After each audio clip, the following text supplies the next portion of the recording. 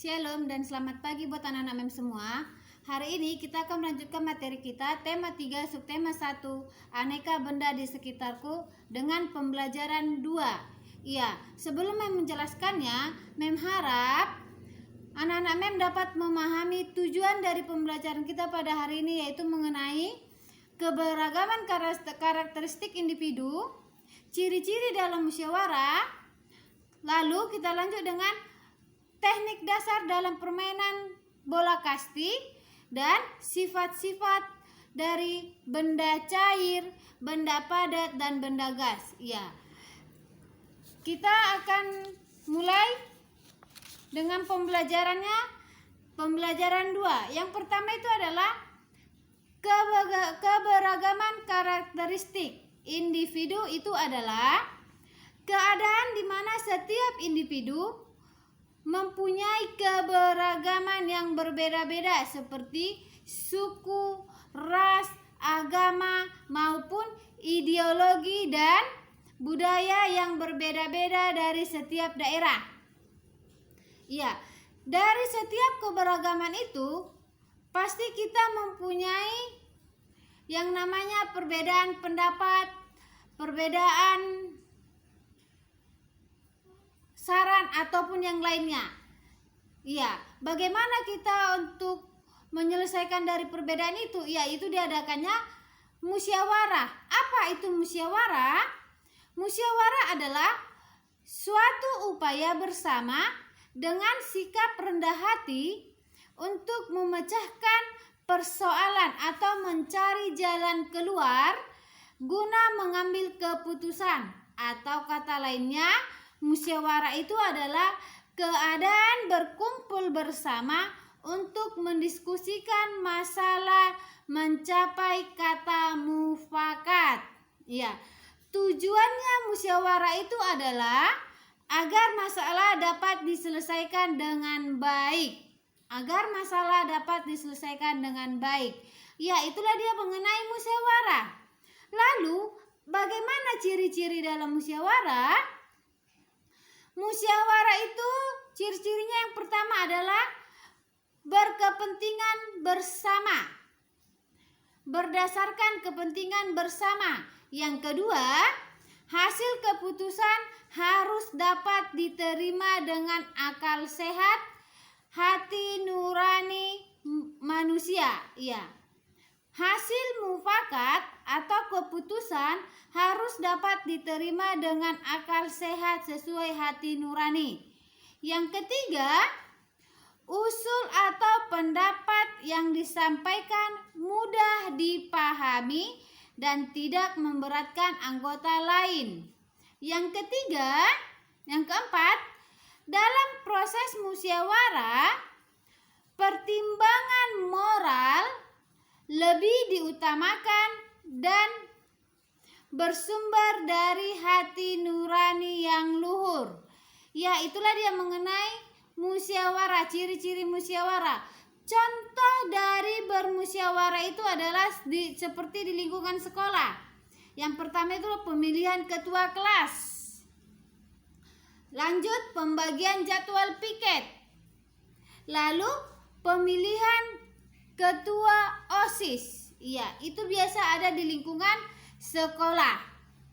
Atau yang biasa kita lakukan di sekolah ini yaitu pemilihan seperti tadi, ketua kelas, atau rapat untuk Natal, menentukan panitia-panitia Natal. Iya, itulah dia contoh musyawarah.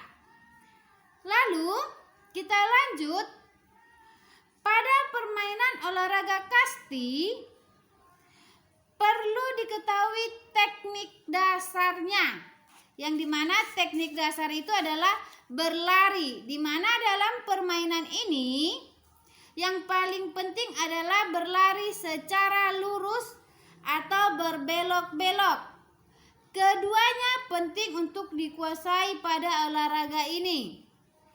Bola kasti merupakan olahraga dengan menggunakan bola kecil seperti bulu tangkis, di mana bola kasti, di mana permainan kasti itu dimainkan secara beregu dan merupakan permainan tradisional yang selalu mengutamakan unsur kekompakan, ketangkasan, serta kesenangan. Ya, permainan bola kasti pada dasarnya dimainkan oleh dua regu. Ya, di mana salah satu regunya menjadi pemukul dan regu satunya lagi menjadi penjaga. Ya, dalam olahraga ini dibutuhkan yang namanya kerjasama dan kekompakan dalam bermain. Ya, dibutuhkan namanya kerjasama dan kekompakan dalam bermain. Iya, teknik dasar dalam permainan bola kasti itu adalah melempar, menangkap, memukul, dan berlari. Iya, harus diingat ya anak-anak mem. Teknik dasar dalam bermain bola kasti itu ada 4. Yang pertama itu adalah melempar, menangkap, memukul, dan berlari. Ya, itulah teknik dasarnya. Lalu kita lanjut mengenai sifat-sifat benda. Sifat-sifat benda. Benda itu ada 3. Yang pertama itulah benda padat, benda cair, dan benda gas. Iya, benda padat, benda cair, dan benda gas. Sifat-sifatnya bagaimana? Ya, yang pertama itulah sifat benda padat. Benda padat bentuknya itu padat. Lalu tidak dipengaruhi oleh wadahnya. Kalau dikatakan wadahnya berarti tempatnya, tidak dipengaruhi tempatnya. Memiliki volume yang tetap. Lalu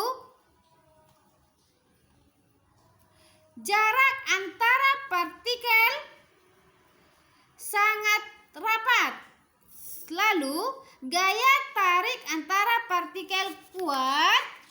Partikel zat padat tersusun secara teratur dan bisa diubah dengan perlakuan tertentu serta menempati ruang. Iya, itu dikatakan benda padat. Menempati ruang, dipindahkan pun dia tidak akan berubah. Lalu, sifat-sifat benda cair. Benda cair pada umumnya bentuknya itu tidak tepat dan selalu berubah-ubah mengikuti wadahnya. Contohnya air. Air kalau kita pindahkan dari satu botol, contohnya dari botol minum ke gelas, pasti bentuknya berbeda. Kalau kamu buat ke botol minum, berarti bentuknya seperti botol minum. Kalau kamu buat ke dalam gelas, berarti bentuknya seperti gelas. Itulah yang dikatakan bentuknya berubah-ubah mengikuti wadahnya. Lalu volume zat cairnya tetap. Volume zat cairnya tetap.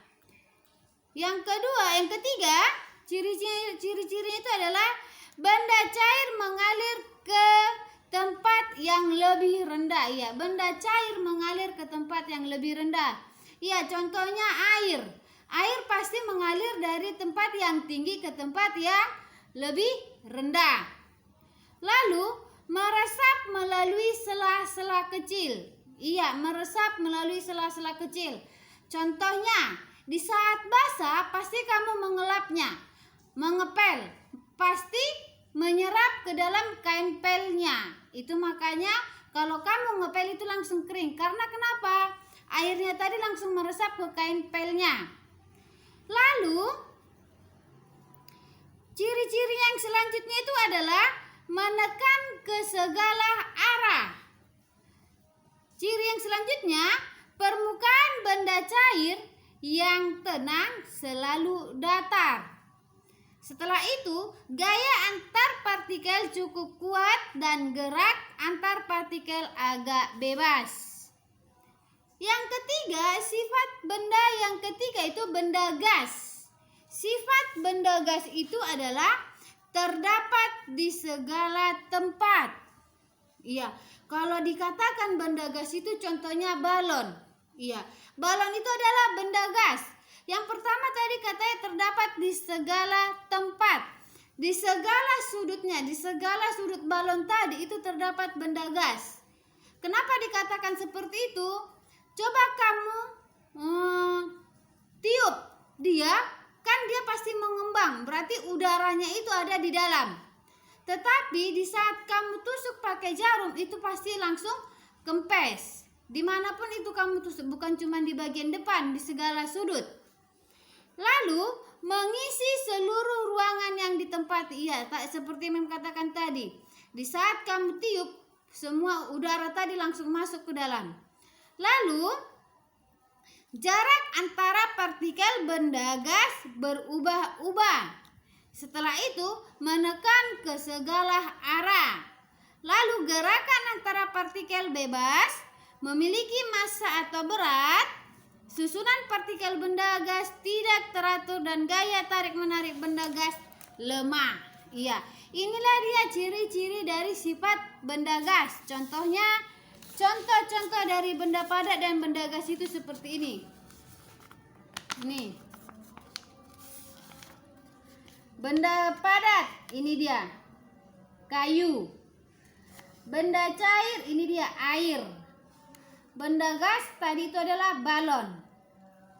Inilah dia ciri-cirinya. Iya. Inilah pembelajaran kita pada hari ini, dan jangan lupa untuk memindahkan penjelasannya ke dalam buku catatanmu. Ini penjelasannya. Nih. Iya. Semoga anak-anak MEM dapat mengerti dan memahaminya. Sekian dan terima kasih. Tuhan Yesus memberkati. Shalom.